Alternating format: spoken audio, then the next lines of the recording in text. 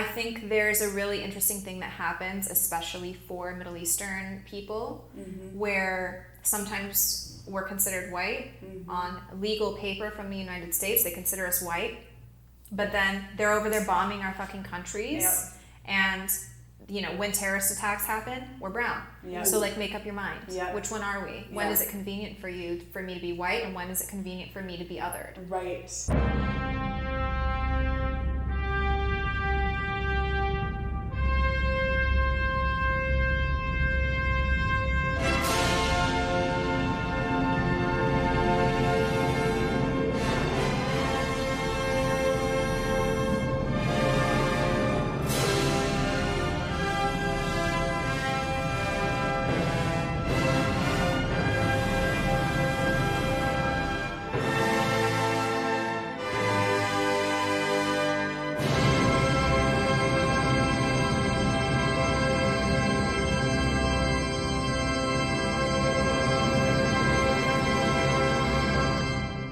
Over the course of the past decade, social media has had an increasingly complicated influence on IRL interactions.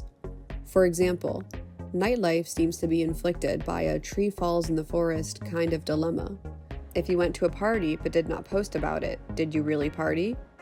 Then, when the 2020 pandemic lockdown happened, we all shifted solely onto the digital realm in order to socialize with one another.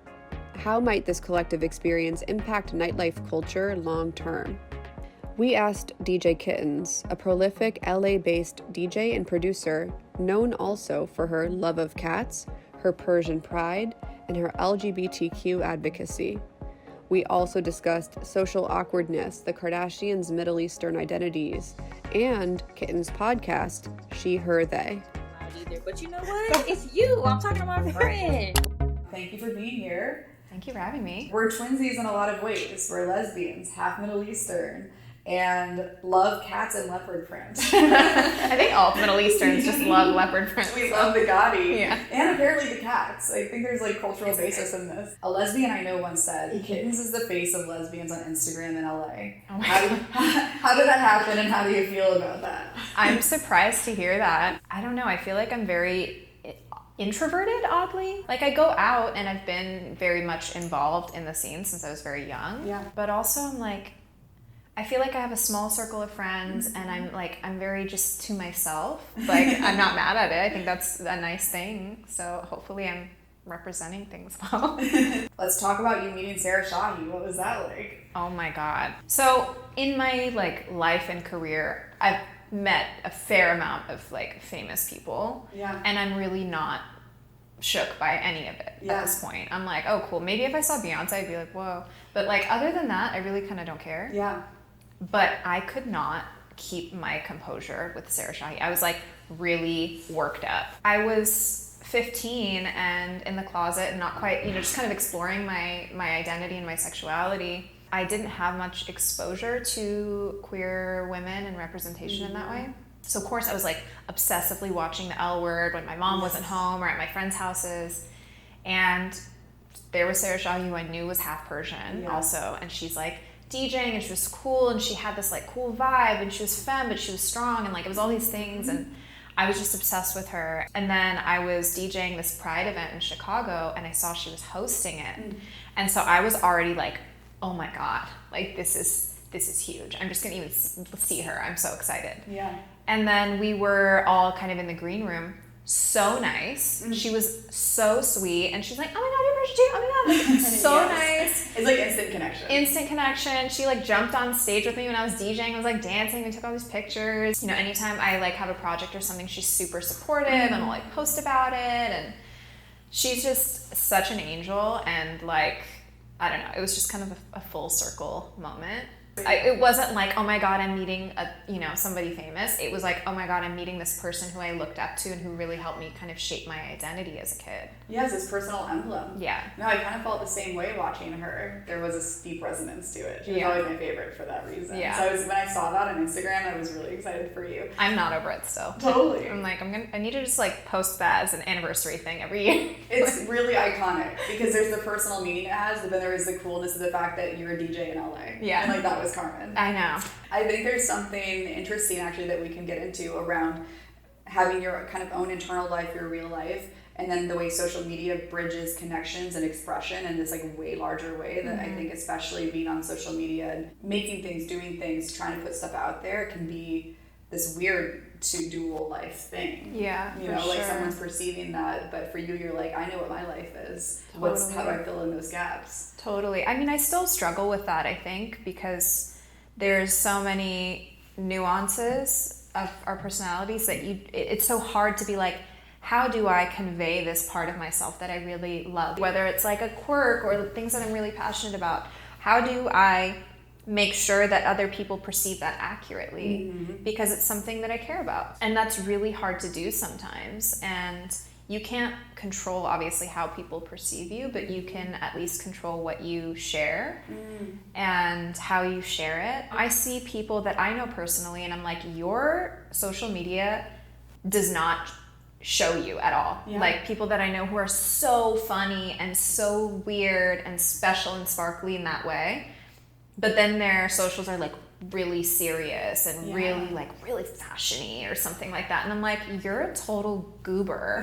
Like I feel like that part's missing from here, and I think it's a blessing and a curse to be able to control what you share, and sometimes that is a safety boundary thing. I think it's something that everybody will kind of grapple with constantly. I think so too. It's like the new reality of our society is how does it frame and define how we understand being alive? It's like weird enough to be alive, but now we're curating ourselves and representing ourselves, like you said. And that's a big thing. I feel like we all have always kind of gotten dressed and thought about our fashion or how we're presenting ourselves in our like flesh sack aesthetics. Yes. And that's already stressful. What do I wear today? How do I do my makeup? Do I want to wear makeup? Do I want to present myself in this energetic way? Whatever. Yeah. Like those are already so many things that we are constantly thinking about. And now to have to think about how you're going to present yourself in this whole other way on a much more massive scale where there's so much more room for different perceptions and different variables and whatnot. It's just like... Representation as a concept on social media is important, and there's a few factors here. Like one, Carmen was exciting to us because of the representation that she was, and that stays emotional and important through life. And then there's the responsibility of good representation that you feel, especially as audiences grow. And I sometimes feel like, again, this is me speaking personally in the queer community, because there's so much trauma, there can be a stress uniquely on social media to get it right. I think maybe the stress that comes with it is linked to the deep want and need and craving and desire for acceptance. Yeah. And since so many of us have struggled with accepting ourselves, having our families not accept us, whether it wasn't immediately or it took them a while, whatever it may be, it makes it so much scarier to be like, is the world at large going to accept me? Yeah. It's so dangerous because you're putting so much weight in likes, in comments, in engagement, in that, because you're saying, oh my God, if not enough people have like clicked this button on this thing that I'm sharing, that means I'm not accepted, and then boom, that's probably tying back to some like messed up family wound of not being accepted for your identity, which is like fucked. My feeling is that there can be bad faith sometimes of like, that was fucked up or that was problematic, you're done. There can be like that whole factor too, and it can be scary to take risks sometimes. What's your experience of that been like? I mean, I think there's like, that ties into the whole cancel culture conversation, which I think is really interesting. And I don't think that when people make a mistake or harm people that they should get a hall pass because it's how they were raised. You don't just shrug it off. But I think there should be room to hold people accountable, to give them a chance at redemption and give them the resources for that.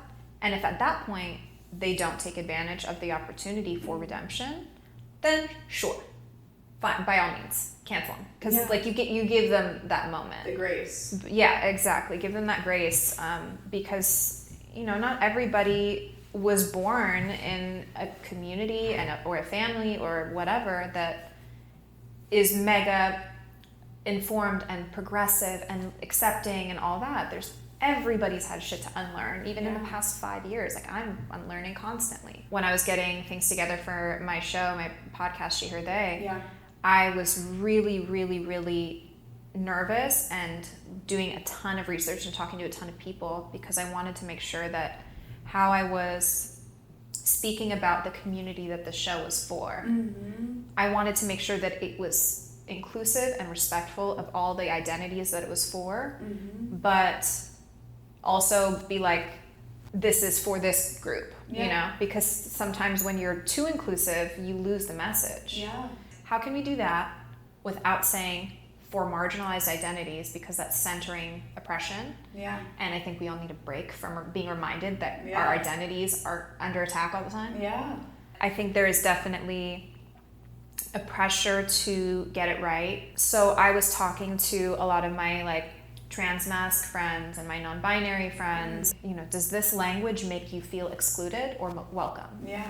And does this make you feel like it's problematic? And I had a lot of editing down I had to do because I was like, oh shit, that is kind of funky. Ooh, that wording is a little wrong. And even though my intention was absolutely pure, if something wasn't right, taking accountability for it and acknowledging it. And then on top of that, I made sure that I put a disclaimer that language is constantly evolving and we're probably going to be like out of date with something in a few months. So just know our intention is always to be learning and progressing here. And if we offend anyone, I'm sorry, promise we're on it. I love the disclaimer. That's So, really like, you need that these days. I respect you for taking it on. Because I kind of like didn't go down the lesbian media or queer media road as much because there's a lot of pressure there. Yeah. Yeah. I think the community holds each other to such high standards, which I get because nobody else is giving a shit about us. I think there's a high accountability can be a good thing, but it's easier to turn to the person next to you to do it if they're safer than to kind of like look at the systems that are creating these challenges for us. Okay, so DJing is like really like IRL, it's public facing. It's like a real life Instagram in a way because they're looking at a community of people connecting. So what's your relationship to both? One of my favorite things about DJing is I get to see everyone and what they're doing, and it's my favorite people watching. Because you see the people walking in wanting to be seen and how their body language adjusts. And you see the other people who think they're like the shit and that everyone's looking at them. Yeah. And, you know, you see relationships forming, you see relationships breaking, you see so much stuff that's so fun. And I think just having this flip side on social media where you're able to observe other people is great, but then realizing that they're observing you is scary. I've kind of gotten to a place where I've sort of accepted that people will care and sometimes they won't, and it's going to fluctuate, and expecting everything to stay the same or grow is really unrealistic and setting yourself up for emotional distress. So now I just kind of like stopped caring about that and I share what I want to share, and sometimes that's nothing. I actually relate to this feeling of needing to find a framework to be around people without the pressure of interacting and being spontaneous and improvisational socially. DJing is this like energetic exchange, and so when you're working with what you're getting back, that can like fulfill the work and the kind of expression. It makes sense then that there was a personal task in figuring out how to unhook from social media and that liking kind of dopamine drive away, because I don't know if it sounds like in your experience it's not even about the likes or the dopamine or the validation, it's that you're accustomed to the energy exchange. Totally, I think that's really it. So when I'm used to like putting myself out there, whether it's on a stage or on social media, I'm expending energy. And if I'm not getting that energy back in some form, then I feel like drained, uninspired. Like, you know, then of course that's going to poke at some self-worth thing. Totally. I have to constantly remind myself that it's not about that and make sure to get my energy elsewhere. And refill my tank myself somehow. And just kind of keep it moving. Social media gives us those reckonings. Like if we're used to a certain thing that's productive or helpful for us in a different area of life, and then that we bring that structure to social media, there's usually a reckoning moment of like, oh, this isn't serving me in the same way. And I see this now, especially also on TikTok, because for me, I've kind of been in this like position for a while now, where I've been sharing myself in that way, and it's part of my work, and you know, I've been DJing, and so it was that same like correlation that's all there. I've kind of been mentally prepped to deal with it. for so many people, especially it seems on TikTok, who are having drastic rise. And they are not mentally prepped to handle what that means, the energy exchange, and how harmful people can be, and how to filter that, how to set boundaries, all that. And then sometimes it's like maybe their content's not doing as well anymore because of the algorithm. Yeah. And all of a sudden they're like, you know, nobody likes me anymore, oh my God, and they have a whole identity crisis. Yeah. It's just so dangerous seeing that transition from people making stuff for fun. Yeah. They're doing it for fun at first. Yes. And then all of a sudden it takes off and they stop doing things for fun. Totally. They're doing it for the engagement, they're doing it for the dopamine, they're doing it for the validation, they're doing it for the likes, for the money, whatever. And all of a sudden, the joy is gone. Yeah. And the pressure is there instead. Totally. And I'm like, this is so scary and unhealthy, and I don't think humans are prepared or made to handle that kind of crazy spike in energy shifts. What do you like about parties?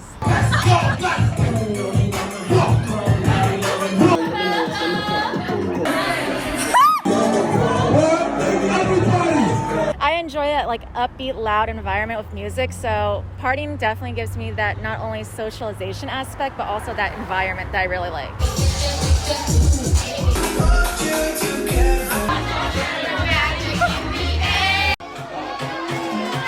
Being able to see everyone relax and just having fun, I guess. Because like working hours are really bad in Hong Kong, so I think what I like about it is it just gives me a break on the weekend to like just chill out, have fun with my friends.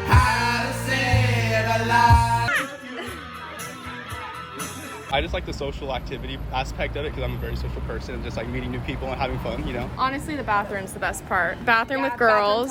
Yeah. Like camaraderie of it, and also just meeting new people, just a vibe.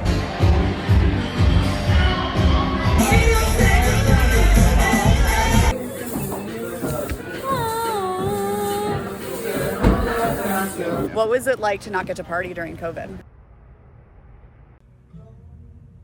It's terrible. Yeah. Stuck at home, working from home. Spent a lot of valuable time with myself, but yeah, I did not enjoy it at all. I didn't mind because I'm not like a party person. I felt like the house party things got cooler during COVID because you weren't able to go out, so everything you did with your friends at home got more special. Yeah. That's actually not bad. Wow. Kind of isolating and stuff, just to be like in like the prime years of your life where like you're thinking that you're going to be going out like every day, but you aren't. It was honestly kind of nice though seeing that like everyone was in the same position though, because like everyone couldn't go out. So it wasn't like you're the only one who's missing out on something, like we're all together suffering the same thing. Happy New Year. Feliz Navidad. It's so weird that it's 2021. Shit. Yeah. I mean, we're party throwers. Like we play in a band, and that's kind of our thing is throwing big parties. So that was difficult for us. It sucked. Like I'd rather be back in person. I feel more isolated than that, but you know, I mean, I still have the weed and shit. I mean, you know, just toke up on myself. You just chill out with music.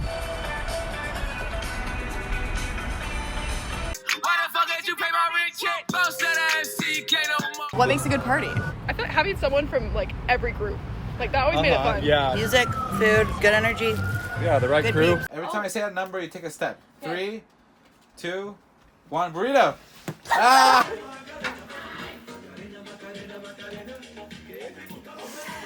We like a 1200 cap, so everyone can be like right on top of each other. Yeah. You know, lighting. Hotel parties are fun.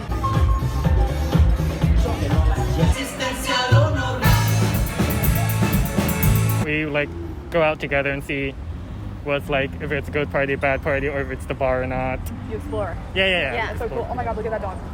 Aww. Look at that so big. Talk about stimulation. I know, that got my attention. Yeah.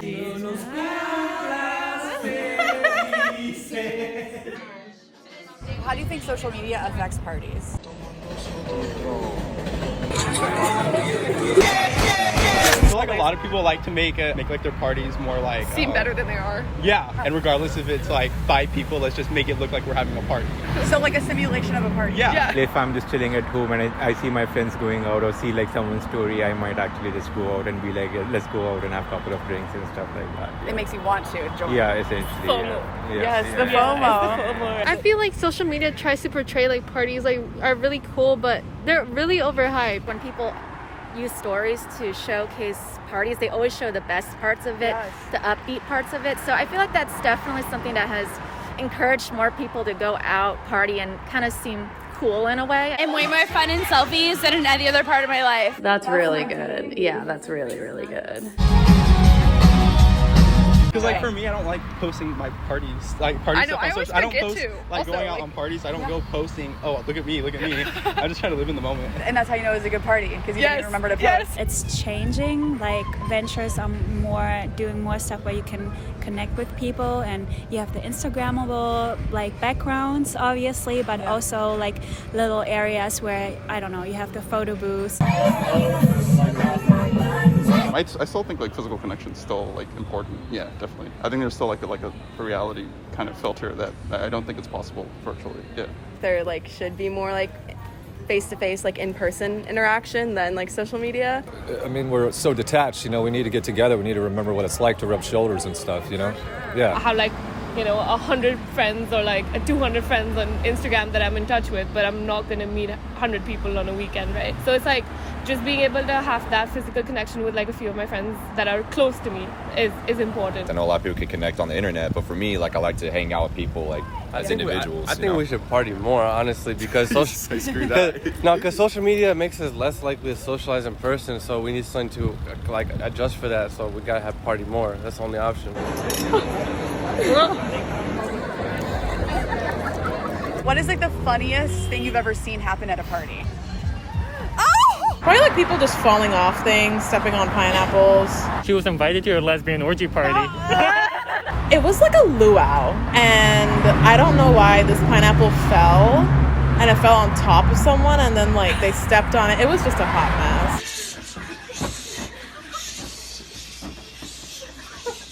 So we had formal, and then we went to the after party. Yeah, I got loads of drunk, full blackout. Ended up literally getting dragged through my house. I got dragged face down by my feet, just like dragging me. I have no memory of it. Oh my god.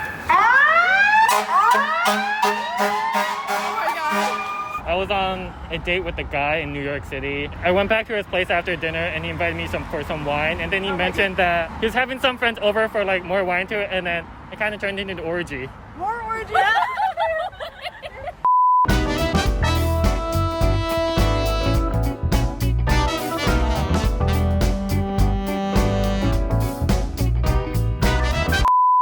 What are the vibes of your followers? What's your main demographic, would you say? I think I have like 80% women, according to my Instagram stats. Yes. Which I love that. Yeah. But honestly, everyone's just great. Like everyone's, at least the people who engage with me when they do, are super positive and supportive and sweet and appreciative. I get daily just like thank you for being open about who you are. It's helped me with my identity or my life.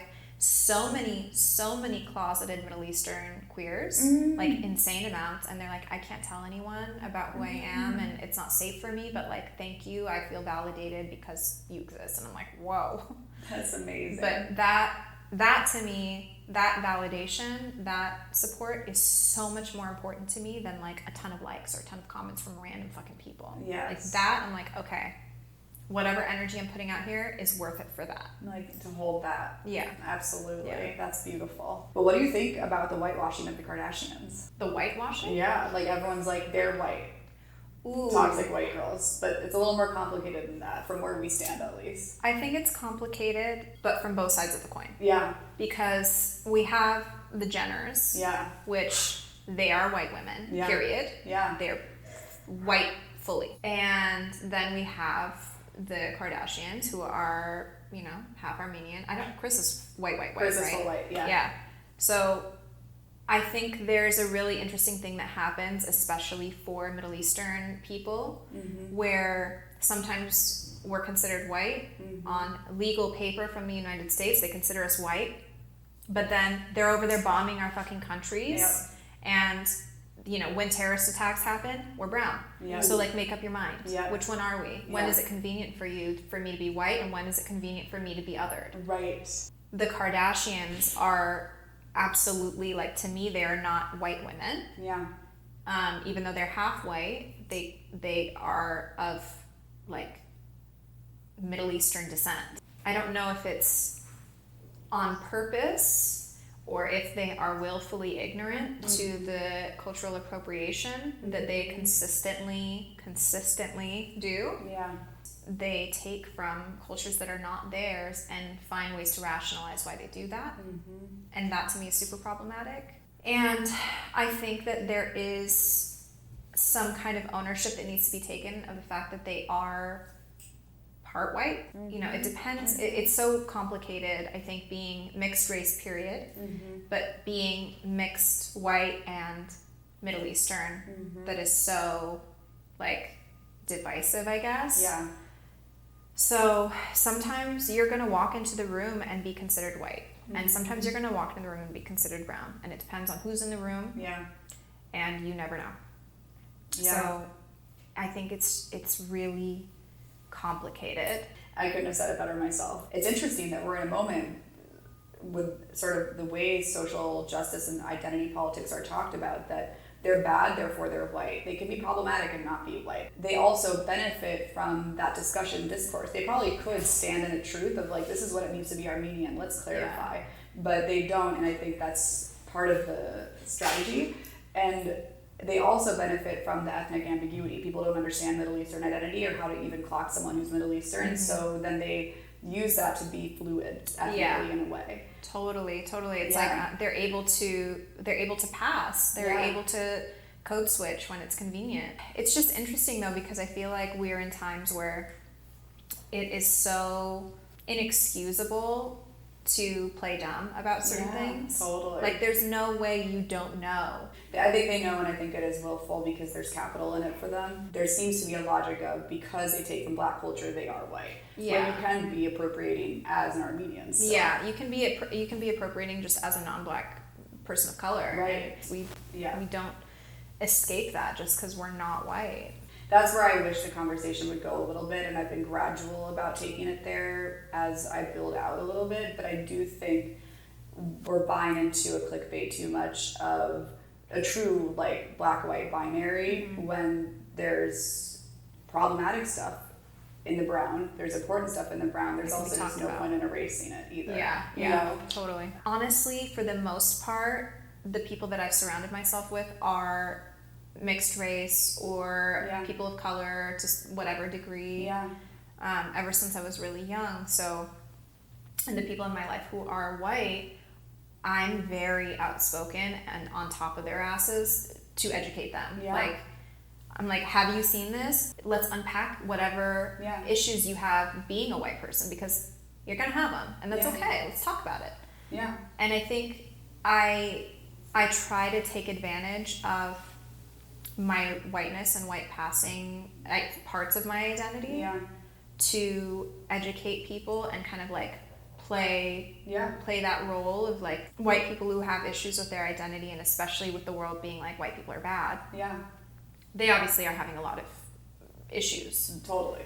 And I think it's hard because it's not something that most white people would be comfortable unpacking and discussing with a non-white person. Totally. Because they're going to feel like wrong or ashamed or whatever. And if they're talking about it with other white people, they're not getting the constructive feedback and like support that they would really need. Yeah. So I try to educate and challenge the white people in my life. Yeah. And have that conversation with them because I'm a comfortable, safe person for them to talk about things with. Yes. But I'll also push the buttons and call their shit out. Yeah. I don't know, the queer community in general still obviously has like blatant racism, and they're very quiet at times when it comes to race issues, but then there's all the queer people of color who are so active when it comes to communities in need. So it's very like 50-50, I think, in my opinion. I hear what you're saying about using the privilege of access to whiteness or white passing privilege.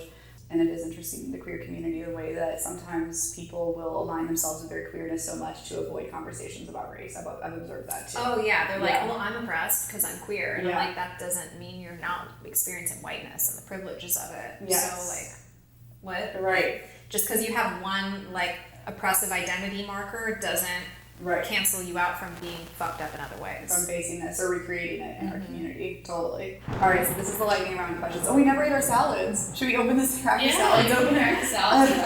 Have you ever experienced a glitch in a simulation? I don't know if I've experienced a weird phenomenon like that, but I oftentimes am questioning if my memories are real or not. Often. Yeah.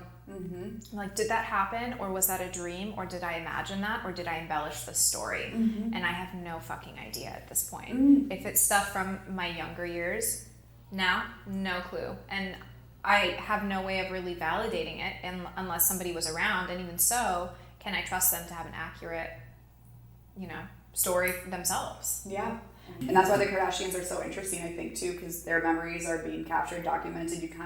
But then you still aren't sure what you can trust because of the way it's edited. Yeah. So you're like, I'm seeing a pair, but like, it's curated. I always wonder that with their actual memories that they have inside their brains, though, too. Like, what are they remembering truly in their souls, and then what are they remembering as like a scene in the show?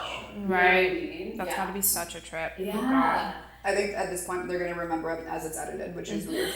So we all think, well, but we're going to that's remember the it the thing. same. More and more with social media, that's how we're going to remember stuff too, like as moments in our social media lives. I look back to things, and it's really interesting because I'm definitely getting like levels of dysmorphia that I have to like cancel and balance out, because I'm used to seeing myself at certain angles all the time. That when I see myself from another angle, I'm like, who the fuck is that? And my brain does not like it. No, totally. So I have to like sometimes I'll just sit in front of the mirror and be like, this is you, hello, this is you right now. Yeah, this is what's real. I think that's a really common experience. Yeah. You explain that really well. All right, which Kardashian are you? Oh my God. I feel like I'm Kim. We're both Libras. We both have the same kind of like, I think, general introvertedness. And seemingly similar like value system, I think. What's the value system? Family, safety, boundaries, beauty shit. Sham's like loves all the aesthetic stuff, and I'm like, Libras. I just love things to look nice. And finally, what's your personal brand? My personal brand? Yes. I'm a Middle Eastern lesbian who likes cats and wants to make sure people feel empowered to be themselves and okay with themselves. And I like music and music-related things. But yeah, I think that's it. Animals, music, empowering communities that are less represented, and yeah, I guess. Love it. That was great. That was convincing.